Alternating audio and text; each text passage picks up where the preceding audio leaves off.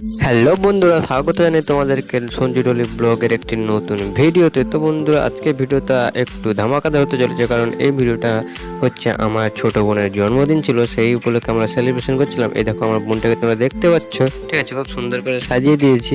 তো আমাদের সেলিব্রেশন করার সেরকম কোনো প্ল্যান ছিল না, হঠাৎই মনে পড়লো যে বোনের জন্মদিন এবং ঘরে সব থেকে ছোট, তাই ভাবলাম একটু ছোটোখাটো করে সেলিব্রেশন করি। তো কেক আমরা নিয়ে চলে এসেছিলাম এবং বোনকে সাজিয়ে দিয়েছিলাম, এবং বেলুন সেরকম ছিল না বলেই অল্প একটু ডেকোরেশন করেছি, তোমরা দেখতে পাচ্ছ। কিন্তু দেখতে পাচ্ছ এই ডেকোরেশনে খুব খুশি এবং আনন্দতেই কেকটা কাটছে, ঠিক আছে, দেখতে পাচ্ছ।